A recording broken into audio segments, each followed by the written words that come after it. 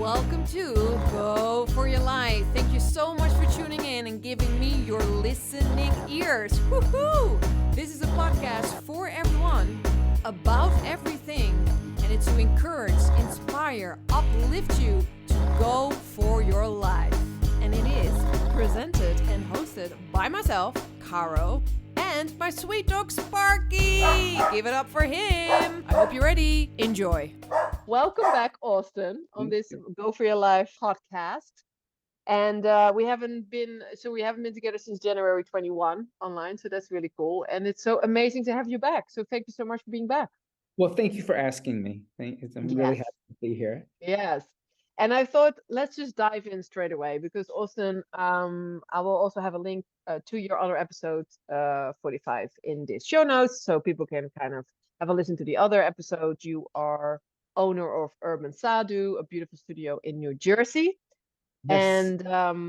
And so we were talking a little bit, and we'll go a little bit, back and forth about, your studio and everything. But we were talking a little bit about the war and what's happening at the moment, and also a little bit our responsibility as yoga teachers to bring that up, to talk about it, to start a conversation. So I thought, in this time that we're living in now, it'd be really important for us to bring that up because I feel you once said also, I remember that last time we spoke, you said something about that a student once told you like, hey, I'm here to relax. I'm not here for politics. Right. And like, and yoga is about politics. Yeah. And I just felt a little bit like, I think it's important that we bring in that we have a responsibility. Yoga is politics. Yoga is having a conversation about what's happening in the world. So let's dive in there, Austin. Yeah. I think, and when you said about the war, it's so funny, like, which war are we talking about? Yeah, exactly. And are we talking about war in general? And since we've definitely had, like, over the past 2 or 3 years, several wars flare up around the world, I found that, like, we're in a climate where either people are very vocal about it and it becomes a very black and white issue, or you're totally avoiding the conversation altogether. You're kind of skirting around it and trying not to get caught up in social media's crossfire of whose side are you on? And so I started thinking about, like, well, what does Yoga Shastras have to say about war? And not from just the point of view of, like, what my teachers taught me or what a generation from the 1960s that I learned yoga from had to say about it, but really, what does the text have to say about it? And it actually has a lot to say about it. And it actually might not, what the text, when I started the journey with just starting with the Vedas, does the Vedas even mention war? Well, they do mention war. That's, it talks about the fact that a nation or a group of people have a right to defend themselves against an invader. And it gives a very clear rule of about 5 or 6 different things of the rules of engagement of war. Starting not to harm children and not to harm women or elderly people. That those vulnerable people that can't defend themselves should not be harmed in a defensive battle. And it goes on with some, other things of how that kind of invasion, kind of defensive thing should happen. But so it sets a tone, accepting the fact that there's war in the world. And then everybody kind of lands on, the Bhagavad Gita because it's set in the middle of a war. Yeah, exactly. Yeah. So that becomes really the text that everybody goes to. But if we look at, like, almost all of the different Puranic stories, Durga fights a war against the Asura. Kali fights a war against the Asura. So we see even in the early ones, there's the battles between the Asuras and the Devas for the nectar elixir of life. And so you're constantly seeing that there's this idea of conflict happening, and the conflict is sometimes on a spiritual level, but like in Puranic, this is obviously metaphor. But then you have the Vedas that is giving you an understanding of the rule of a real war that's going to happen. Look at the Mahabharata and the Bhagavad Gita. I think the biggest mistake that yoga teachers make is that they've been taught by that generation from the 1960s about the Bhagavad Gita, but they've never really had to read the Mahabharata. They've never had to go into the full story and the complex situation of how we get on the battlefield with Krishna and Arjuna. And when you realize that the Mahabharata, it's a retelling of the events that happen through at the time of Arjuna's grandson, because he's forgotten the history of the battle. And there's a situation happening between the Nags. Some people may say it's tribal, other people say it's snakes, but Nag means we don't know if it's their totem or if they're snakes. But there's this revenge, like getting even with something, and neither one of them really remember why they're out to get the other one. And he has to come in and say, here, I'm going to tell you the story of your grandparents. And that starts the telling of this conflict. It's very complex, very entangled, with family members, and doesn't end in a way that anybody thinks it might end at the very end. It's not a clear cut at the end. It's not a clear cut, the good guys, the bad guys. Story. It's also like, I think what you're saying also, it's the complexity of it too, right? That you really start to understand when you see the depth of this story, like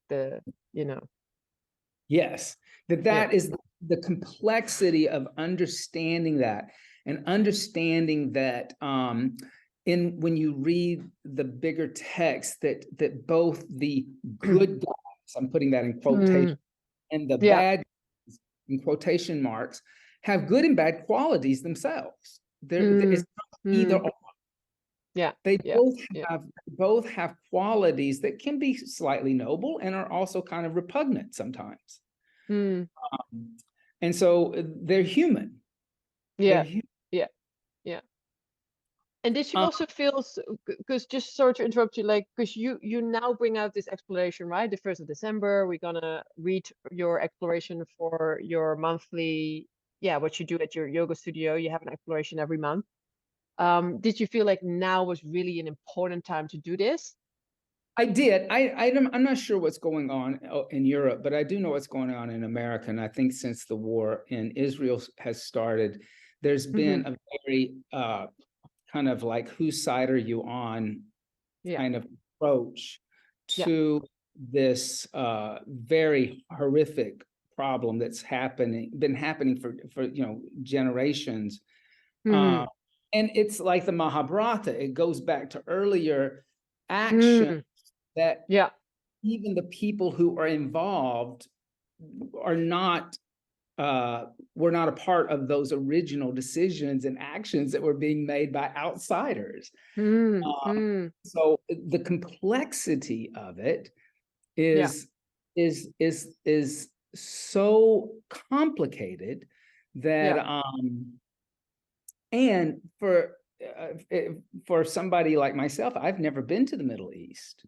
So I have a very a humble approach to this problem, saying, I don't know, I've never even been there. I really don't understand the complexities of this conflict. Because I also love what you said about, like, the choosing sides automatically becomes otherness, right? And that's something that we need to address also in yoga, I guess, that, that's a really important thing. I mean, I'm a big believer that all suffering comes from otherness. And, same.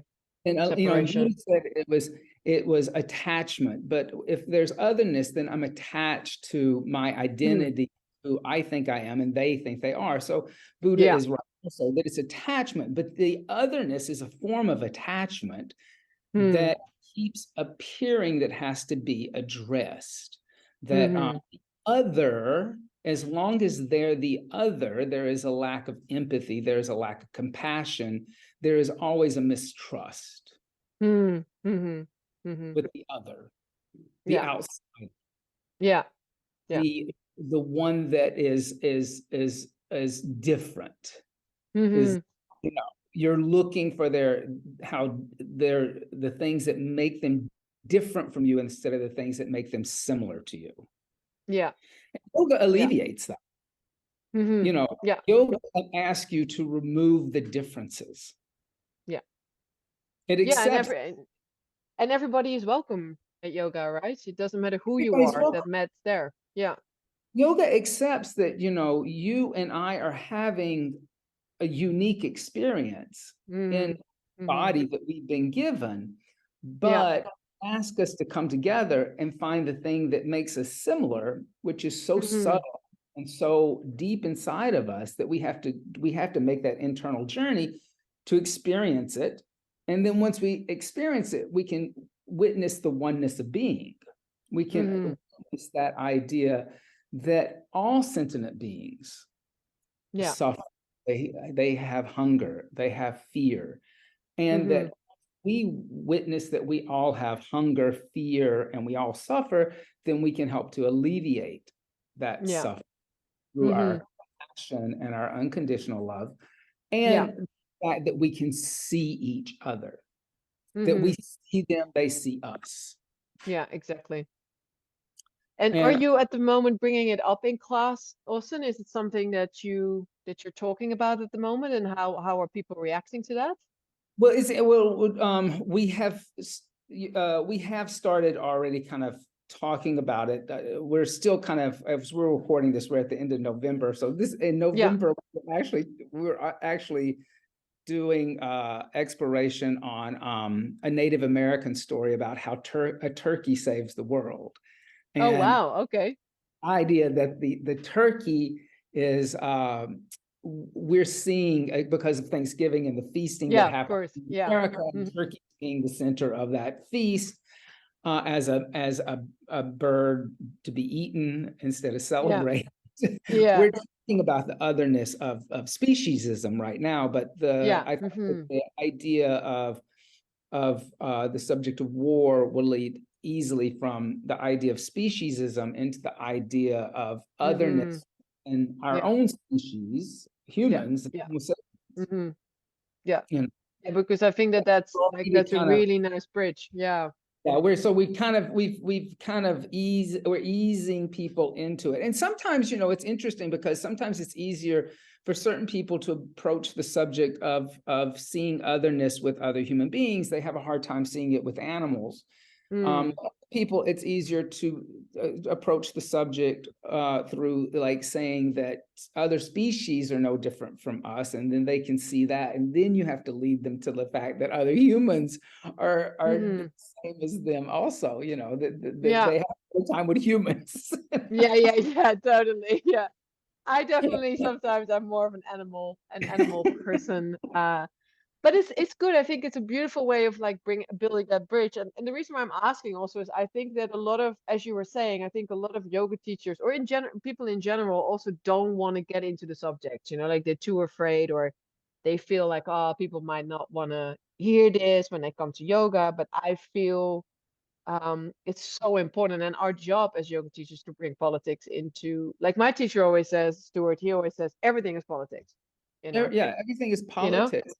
And I think that, and I think the thing is that if you as a yoga teacher, if you really do your homework a little bit, you'll find, and some of the things that the essay was already getting a little long. I like to keep my essays to about a page and a quarter, but this one was moving into like a page and a half. And I was like, okay, so I have to kind of stop kind of editing out some of these things I'd like to talk about. As you I think it's super important that you know, I'm gonna plug my friend Devdutt Panayak's book Jaya. Like, if you don't know Mahabharata, get a copy of Devdutt's book Jaya and read it. It's a really great way of kind of doing the Reader's Digest version of that story and how that story plays out. But one of the things that's important when you look at Jaya or the Mahabharata, and Devdutt talks a little bit about this in his book, that Krishna's brother Balarama, some people say that Balarama is a quarter percentage of Vishnu. Other people say he's like Shiva, that he's more of a Shivite character. But we rarely talk about Balarama. But Balarama, when the war breaks out between the Pandavas and the Kauravas, Krishna has been asked to be on the side of the Kauravas as an advisor. I'm sorry, the Pandavas as an advisor, and he's given the Kauravas his army. His brother comes to him and he says, "Listen, I don't think you should do this." He said, "You know, we don't have a dog in this fight. This is not a fight. We have nothing to gain from it. We're not going to get land from this. We're not going to get power. We're not going to get another throne. We already have a throne. They're our cousins. Both of these people are our cousins, but maybe we shouldn't even be picking sides between our cousins." And Krishna listens to him. He doesn't even get into a discourse with him. He listens to him and he says, "Well, brother, I wish you would like come and stand beside me." And Balarama says, "I'm going to go on a spiritual pilgrimage. I am not going to be around." So he becomes a conscious objector. Yeah. He's the conscious objector that's never talked about in this war. And so this idea that, you know, like a lot of my teachers that were kind of left over from that hippie era of the 1960s, they would say, like, when you say, "Well, how does Krishna feel about war?" They would always say things like, "Well, Krishna doesn't have an opinion about it." He does have an opinion about it. He's made a decision. This is not true. He has made a decision before we get on that battlefield that he's going to fight the battle. He's given one group his army, the other group his advice. So he has made a decision. He's not namby-pamby about this. And his brother has made a decision. His brother has said, "I don't want any part of it." And his brother leaves town. As a conscious objector. And so Balaram, who's an interesting character, goes on this, you know, religious pilgrimage. And when the war is over, he comes back. And interestingly enough, when he comes back, nobody is angry at him or shuns him for his decision. They are respectful of his decision of being a conscious objector. Nobody shames him or says, "Oh, look who's back in town now," you know, which is what we're seeing happening in social media. There's a kind of shaming or calling out of people, demanding that they kind of have a response. And if you don't have a response, then that's saying something. Or if you do have a response, that's saying something. So either way, you're not going to win. Either way, exactly. It's not going to be right. But Balaram is a very interesting character to look at from the point of view of when you're not one of the two people in the conflict, but you're on the outside looking in. And so he and Krishna are those outside looking in. Krishna makes a decision to get into it. Balarama makes the decision to stay out of it. Also, and this is the Vishnu Shiva balance, right? The renunciate walking away and going on a spiritual pilgrimage while Vishnu, the activator, staying involved in it. And that's a very amazing way.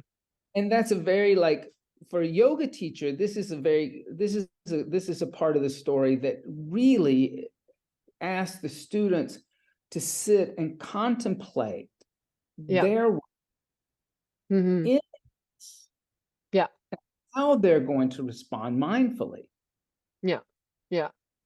No, because I think that that's also something that I'm really feeling. I know, I wonder how you feel about this, but I feel as a yoga teacher, we're kind of in the business of peacemaking, right? Like Yes, we're peacemakers. Like, so for me, a lot of times I feel it's also my responsibility to bring it up, because I feel like, yeah, if we talk about peace, we also have to talk about war. And war is specifically, and exactly what you said, which war, because, but like, of course, right now in Holland, the war in Israel, on the Gaza is very much alive, and like yes, exactly as you're explaining what it's like in the States, we have like two sides, and people are very caught up in their sides, and it's I think it's really difficult, you know. I think it's very difficult to, but I think we still need to bring up war as such, you know, like as a thing, like, you know, like people are dying, there is a genocide going on, and this is yes, wrong, you know. yes.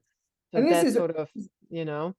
and I think this is a good point also, just talking about how the spiritual teachings have been dealt with in yoga and the spiritual bypassing of it. And I talk about Yeah. this in the essay specifically. And I say something that probably is going to make a couple of people angry, that my teachers, and like I said, a lot of my teachers were kind of boomers left over from the heydays of the Hey Man 60s hippie era. And they really promoted the idea that the war in the Mahabharata and the Bhagavad Gita was a war within the mind. It wasn't a physical war. You said something that just touched on it, that this is a real war with people dying, people suffering. And so when you turn that completely into a metaphor, and yes, there is the idea that this is that the chitta vrittis of Arjuna's mind is keeping him from doing action. So there is mental things going on there. But if we just turn this into like a whole, like the war is in the mind, it denies the fact that there's real suffering, that there's real death, that there's real destruction, and that people are beings are being harmed. And when you read the whole Mahabharata, it's not just human beings that are being harmed, but there's many animals that are also harmed within the war itself. Elephants and horses that are in the battle. Birds are being harmed even. And we start to really, when we look at it from the fact that, like, let's say that there is a metaphor there, but this is a real war, then we can really look at the depths of suffering that war brings about. He was the first to start to promote the idea that the war was completely a metaphor. And I understand why he did that, because at the time he was dealing with the same kind of situation where a lot of the freedom fighters that he was fighting with had different opinions of how they should deal with the British. And he was promoting ahimsa and nonviolence and nonviolent activism.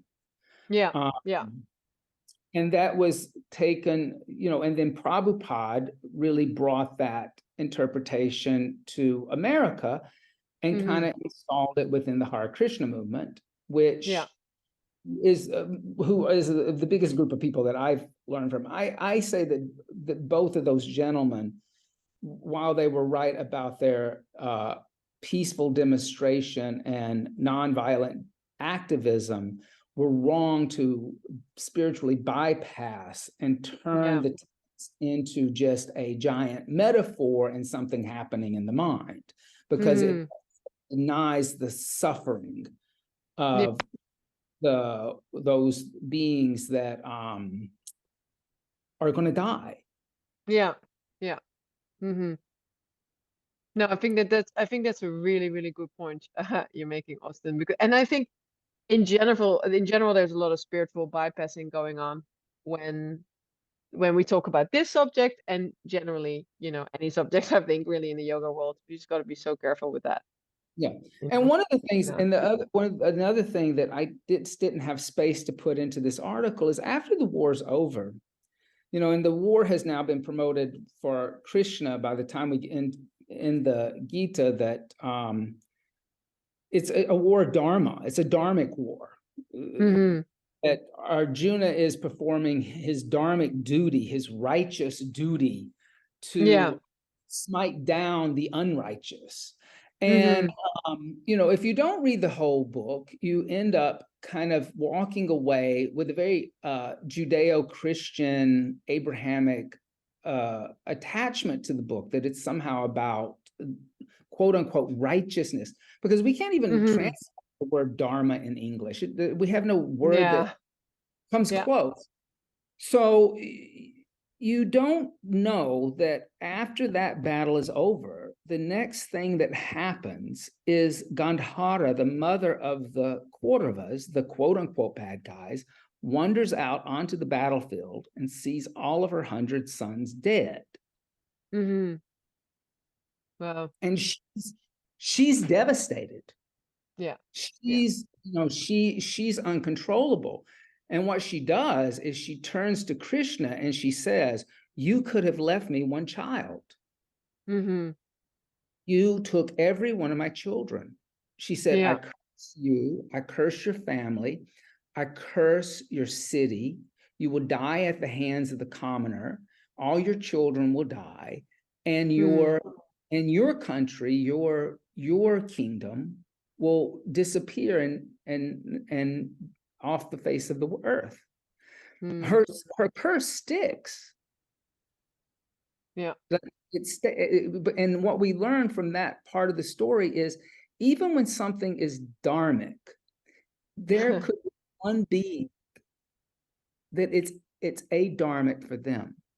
And if it's adharmic for that one being, the mother of all of the quote unquote bad guys, then that cycle of otherness has not been solved through a war. Krishna is now the other. And he has to now suffer the karmic consequences of being in the war. And in a lot of ways, he completely accepts it.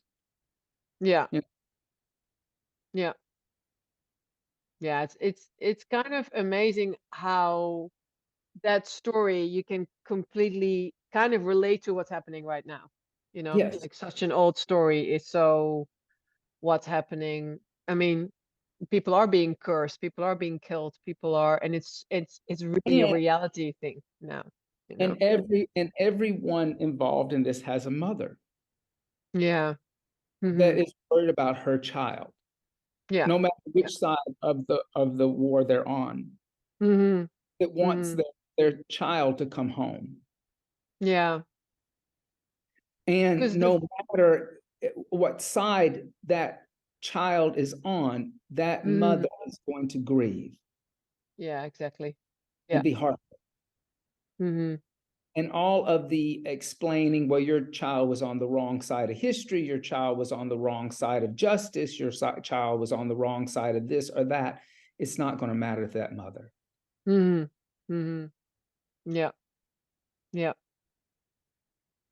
No, I think it's really important. I mean, I have a similar situation here in yoga in Amsterdam. Like, I had a student coming to the class, and she's Israeli, and her brother is at the Gaza at the moment, like fighting when he doesn't even really want to be there.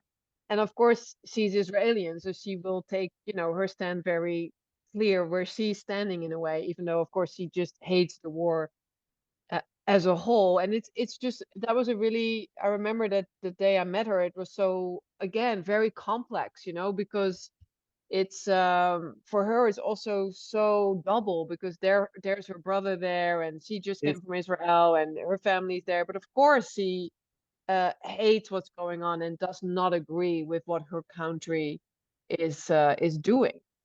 So that's also so. And then I think it's good, to bring it up in a yoga class, that that we should at least just have a moment to reflect on it.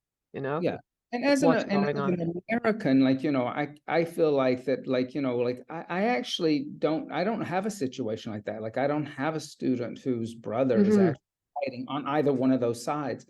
So, you're forming opinions kind of 6 degrees separated. Yeah, exactly. You know, and it's like, and it's, you know, and that's something I think that you should always kind of step back and take note of when we talk about like that idea of otherness, the fact that me personally, I'm so distanced from it, I have to even recognize the way that my mind will create otherness even further Good point, from Austin. its That's a good point. distance of the engagement of the situation. Yeah. But I'm seeing everything that I know through the lens of, you know, the news media, through through social media, through opinions of people I talk to, you know, Yeah. and the lens, that's a very thick lens. Yeah. No, definitely.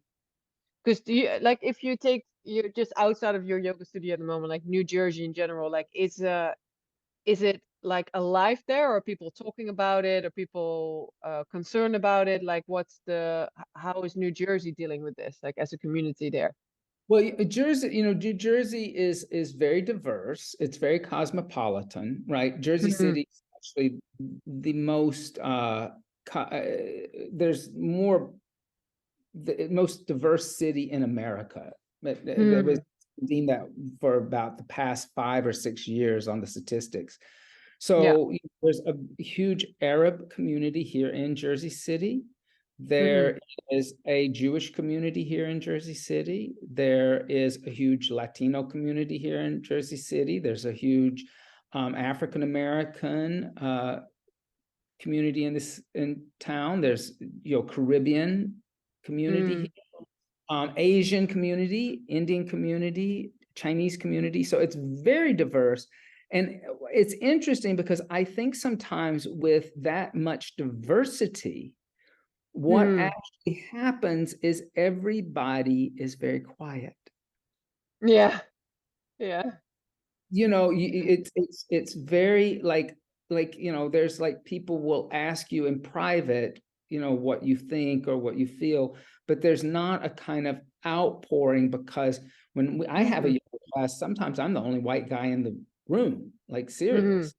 Yeah. You know, so you have people being very respectful and understanding, and because a lot of people are either first generation or second generation immigrants, they're even more sensitive Yeah, absolutely. to the Yeah. situation than if I was like in a city like LA, or, you know, I mean, or you know, Washington State or somewhere where it was Yeah. less diverse. I think diversity, I have found is a beautiful thing because it actually makes people more respectful of each other. Yeah. Wow. That's a beautiful thing. Yeah. No, that makes a lot of sense. Aware of each other. Yeah. Yeah. Yeah. So And there another has, thing to quickly ask you, how are things now since 21 with the studio? Like, how are things going? Like, how is Urban oh, Sadhu going? Are you? we're doing fine. We're hanging in there. It's Yeah. very exciting. Yeah. We're going to host a teacher training with Omega Institute in 2020. Ah, Yeah. our space. So Oh, if people are looking for a 300-hour teacher training, that's a residential teacher training, we'll be doing that from amazing. July the 28th through August the 25th of 2024. And Amazing. so if you want to, you can come from anywhere in the world, come over here for a Great. month, add skills Yeah. and do the yoga. And we'll talk about these kind of things in our yoga teacher training. I mean, a lot of Yeah. this, we deal with some hardcore, you know, stuff and issues, wanting our teachers to walk out of there being able to feel comfortable to have to, you know, when they have to talk about these kind of issues, Yeah. instead of not letting those issues come up during that teacher training. The other exciting thing about that teacher training is Devdutt Panaik is coming in from Mumbai, and Wow. he will be at the teacher training for a couple of days with our students, just talking to them and sharing with them his knowledge and his wisdom. And then he will Yeah. be doing a workshop that'll be open to the public, how mythology can end conflict and heal trauma, I think Oh, is the wow. it. So it will be that's a 3-day event for the public. Our students will be able to go to that too, where he's going to talk about that if we could understand each other's mythology, we Huh. could end conflict. Wow. That's That, amazing. and that's going to be, I think, an amazing time. And if you're not familiar with my friend Devdutt Panayak, look him up. He's a wonderful writer. He's a very wise guy, and we're really lucky to have him as part of this teacher training.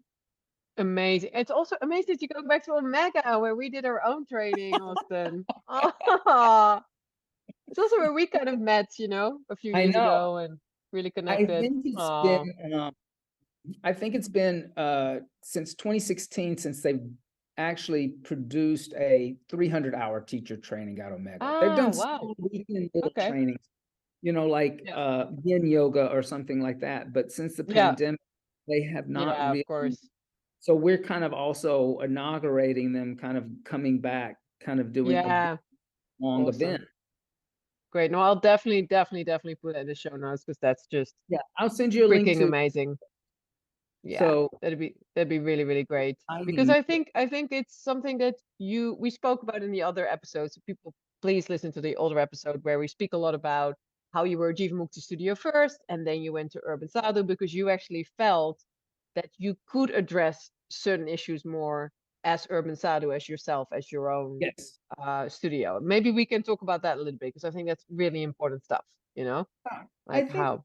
I think that one of the things that I think that's one of the things that happen, and I noticed constantly when I was a Jivamukti teacher, is I don't think that the method dealt very well with the suffering of people.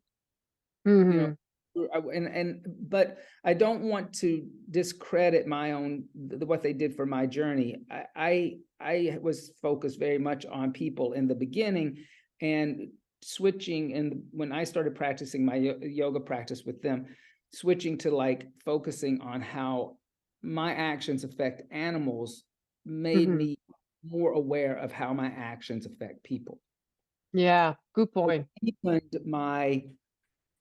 Deepened my understanding of the subtleties of my actions on a level I was unaware of. But sometimes I think that the messaging got a little muddled when you had situations like this come up, and there wasn't a understanding of how to address certain political, social issues that face humans. I think that we've been able to address some of those issues, especially issues that America itself is dealing with. It's racism, it's karma past, it's misogyny, it's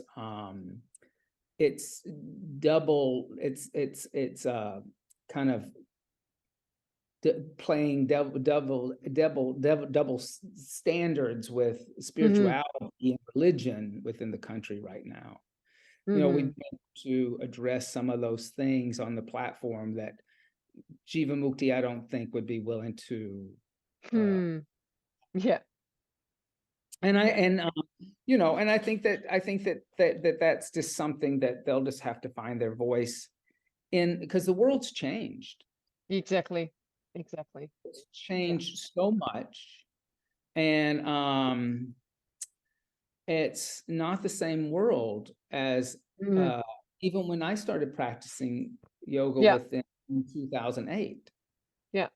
It's a different world. No, it's changed, definitely, and it keeps changing. Stuff keeps happening, and yoga has to remain relevant. And if it doesn't remain relevant, then it becomes a museum piece. And it becomes a museum piece, it's obsolete. Yeah, absolutely. So that's it's really good. And when you're trying to be also a global company, there's a lot more toes you can step on. So you're going to find yourself Yeah. kind of not saying what you mean and mean what you say. Yeah, exactly. So, because you don't But want it's to. good. It's good. You found a freer form for yourself, also. Then, right, Austin? Like you found that freedom. You create this beautiful own method of urban sadhu. It's amazing to see how successful you are with that. Because I absolutely love what you put out there, and I'm just so grateful to see that it's successful and people are responding to it well. And because I think we need this. We need this in someone actually dares to there and speak about things that Right. Yes. And I think the other thing is that kind of when you deal with I think one of the things is that when you kind of move back from that idea of this global company, that you also have to realize that different communities need different things. So that's a good point. And you Communities have need different to things. Yeah. allow some wiggle room within your methodology to Yeah. allow Different those communities. individual communities to address the issues that Mm, they're having. yeah. And because it's very, the things that we've experienced in America since January the 6th are very, are really different for us as a nation, because Europe has experienced fascism before. Europe has had the Italians know how to deal with it. We've never experienced anything like this in America. And so it's something that yoga should be addressing, the political climate here in this country. And if you go silent on that, then you're kind of leaving a whole group of people very vulnerable to what could happen. If you could give advice, Austin, which I think you're going to do in your beautiful teacher training, to younger teachers that just started, about how to address these situations that you're just talking about that's happening in the US, like what kind of advice do you give them? Like, how do you go about that as a starting teacher in a way? I think that I think it's this. I think that well, one, I think this. So we still promote veganism in Urban Sadhu Yoga. So, like, I still have young teachers come up to me and say, I don't feel comfortable saying the things that you're writing about, like, and so I tell them, well, keep practicing, know that me as your employer and the owner of the yoga studio am giving you a place to say this, and I will back you. So that's the first thing. When you have the support of the institution, then you have the ability to say things, right? And I explained to young teachers that the things that you say, the majority of the people in the room are going to stay with you because they're there because you say those things. The two people that don't come back, they weren't meant to be your students anyway. They just weren't. So like, let it go. And they heard the message, and if it resonates with them down the line, they will come back. But don't ever fear being actually a platform for mindfulness and thoughtfulness and compassion and empathy, and getting people to stop thinking emotionally and use critical thinking to actually start living their lives. Yeah.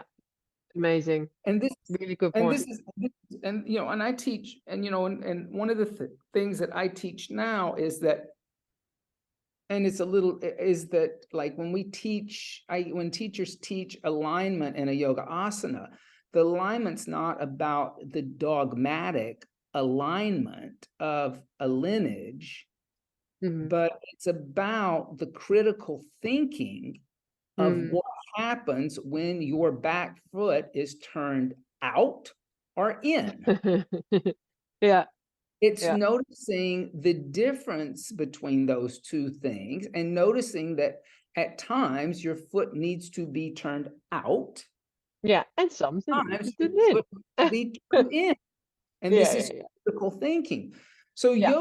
yoga should make you a more rational thinker, Yeah, totally. not an Definitely. emotional wreck.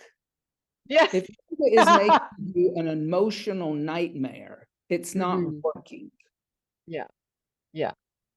Now, I think that's really beautiful what you're saying, because I think also that what you just mentioned about the critical thinking, I feel the same about, getting people to, like, even to bring up the war subject, that's also making people think, like, take a moment to reflect, take a moment to go inside and see how you feel about this. I think it's Yeah. really important.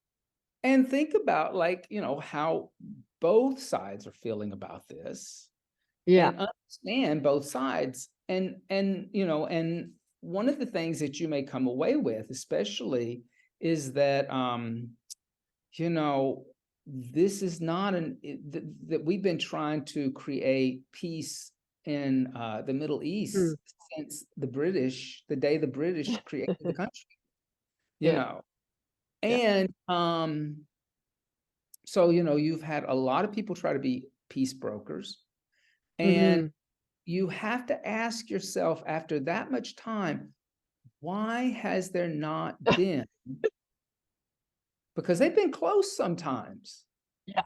There's been a couple of times when they've been really close on agreeing on something, and then something happens that it backfires.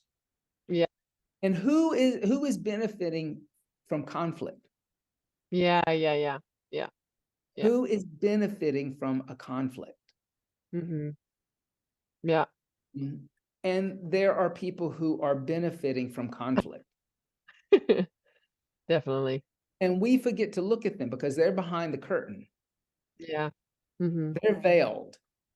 Yeah. And when you become more rational about it, you realize that there are no good guys and there are no bad guys. Yeah. There are no cowboys with white hats and black hats. They both have gray hats. Yeah. It's a gray area. It's a gray area. And that's what the ability to start thinking rationally will do. Yeah. Yeah. Will allow you to be less emotional. I do talk about that in that essay also, that Arjuna's problem with fighting the war is not that he has never fought a war and he's Gandhi, that he believes in nonviolence. Yeah. Because in the earlier chapters that you got to know him in the book, he has been violent. He has killed. He has become sentimental about his cousins and his teachers. Yeah. And Krishna views his sentimentality as a weakness. Wow. His emotional qualities, his over-emotional, uncontrollable sobbing about these people who've never been nice to him but are his family. Yeah. Is the chitta vritti. Yeah, exactly. Yeah. The fluctuation of the mind. Yeah. The heart is now being, this is a case where actually one could say, if you look at that story, that part of the story, this is where the heart is getting you in trouble. Even though I like to say all the time, the heart won't ever get you in trouble, but it can get you in trouble. Yeah, totally. Because the heart's attached to the mind, either way.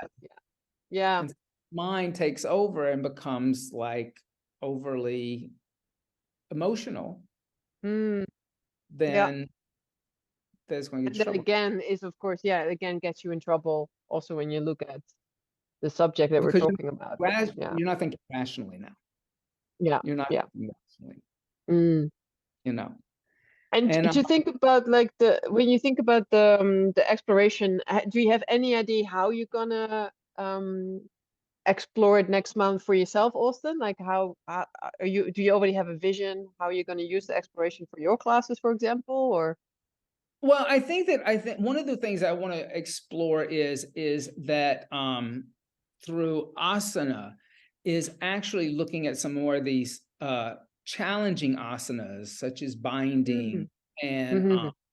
balancing, or kind of really twisting oneself into positions that are uncomfortable, and trying to find the ability to breathe and not fight those uncomfortable positions, but trying to end the conflict of being in the asana on a physical level. I plan on also teaching a lot of pranayamas with kumbhakas, inhale retentions, exhale retentions, and having students notice those ideas if they're gasping or grasping, or can they just kind of become more calm. I also want to explore the idea that there are these warriors that are in asanas. Yeah, exactly. Yeah. Bows and arrows and other things, nooses and all kinds of things. Those things are there, but what do they mean on the surface, and what do they mean kind of metaphorically? Yeah, exactly. Yeah. How is it that lovely. you're by challenging that idea of a bow, or which could be used as a weapon, or it could also be, how else could it be used? A balancing tool, understanding of that The two coming equanimity together. and flexibility. No, that's really nice. Bow. Yeah. So can we still follow you online, or are you only doing live classes these days, Austin? No. We still have, it's pretty easy now. We moved our platform over onto Mind Body. So if anybody's cool. Body, then you can just buy a class, and you'll get the link to the class as it's happening. And we still have the archive, which you can join. Yeah, great. And do classes if you're in Europe or something like that, and you have a different time zone, then you could get, like, I think it's like $35 perfect a month or something like that. It's not very expensive. No, I think it's lovely. We put that in the show notes, because I'd love to. It's been so nice, like reading your exploration and talking to you about it. It's like, oh, I really want to, love to take a class with you in December. Take a class online. Yeah. I mean, that's the one thing, like, I think the silver lining that we got from all this freaking crap that we had to go through in COVID is, we stayed connected in a way, stay better connected. We're better connected. And definitely. we would have never used like a program like Zoom before. Yeah. It would have just never crossed our mind. No. So that is some positive stuff. Yeah, totally. No, but I definitely well, I was thinking of maybe reading something from the exploration, but you explain it so well already, and I think it's just lovely to have it attached to the show notes so people can actually read it themselves, and hopefully come and do a class with you either online or face to face. And anything, all the other names and things you mentioned, we put them all in the show notes so people can have a look at the book that you mentioned and the training that you mentioned. So yeah, it'll be really, really lovely. And I'm really grateful. And I think it's just so beautiful what you said about different communities needing different things. And I think that you're doing so well what you're giving to your community. And I think that's a really important thing, because also what you said about, like, different communities need different things, but also to not be dogmatic about a certain thing, like that. I think in general, it isn't just one size fits all. Like, it doesn't work like that. No. So, we've got to be less rigid and a bit more flexible about that. And we have to, and yogis should be the most flexible. Yeah, totally. I mean, we should be the most flexible, right? Out of all of society and culture, we should be the most flexible, because we're practicing. Absolutely.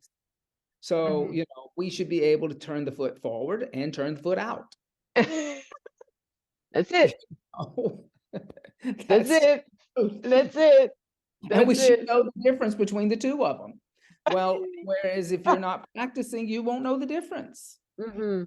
You Mhm. know, and Yeah. I think that's the thing to say to young yoga teachers is those people who are new to the practice and those people who haven't practiced, don't Yeah. beat them for not practicing or being new to the Yeah. practice.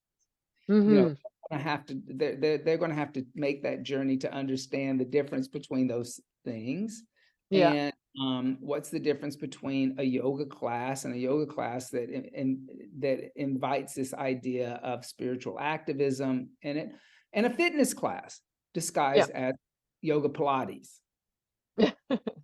And if Yeah. that's what that student is looking for yoga Pilates, then let them go to yoga Pilates. Yeah. Yeah. That's it. It's That's it. okay. Yeah. They are right now. Yeah. Exactly. Meet people where they are as well. That's a good thing. Meet people where they are. Yeah. Absolutely. Well, thank you also for your time, for making the Jersey Amsterdam connection. I Woo! wear your beautiful jumper all the freaking time. Your Urban Sadhu jumper. It's so good. Like this, the material is so That's a soft. nice. It's everything. That's a Oh, nice. it's uh, I it's like how keeping you me guys warm call them here. jumpers. We call them sweaters, and you call them Yeah. jumpers. Okay. Yeah. Yeah. We have like the Europeans have. The Europeans have some other. We have funny language. Well, We like say funny things. it's because when you say jumpers to America, they think they're like you're putting on a pants and top combo with a zipper. That's not what I'm doing, but I really, yeah, I think of you every time. I think of you every time I wear it, and I now know what to call it next time. I do know what to call it I next love time. your hoodie. Then we call them hoodies over here now. Now they're not sweaters, they're hoodies. Yeah. Hoodie, It's the so funny. hoodie. I love the hoodie. And Uh, I wish you all the very best, also. And like all your plans look, they all sound so amazing. And you know, also the teacher training. Oh my God, incredible. Yeah, just so happy for you, and just keep oh, going, doing your thing. You're so amazing, and I wish you nothing but the best. oh, So thank you. I love you in my life, and I hope you stay in my yeah, life. absolutely same. Stay in my life, and I hope to actually come and see you one day in freaking Please do. Jersey. Please Has to do. happen. We'd love to see you back over and host you and have you teach some classes and give Stuart Yeah, my best. I will. I will definitely do that. And for everybody listening, all the information will be in the show notes. Please check out Awesome. Please check out Urban Sadhu. Either go there live or check all the things online. And we'll see you again. And you know the drill. Be good to yourself. Be good to others, especially the animals. Bye. Thank you all so very much for listening to Go For Your Life. I really appreciate it. And if you liked it, you know what to do. Please leave a review, leave a comment, share it amongst friends, do whatever you can do to support me and this podcast because it is my life. Thank you very much, Miguel, for doing the editing. Thank you so much, Maria, for your beautiful designs.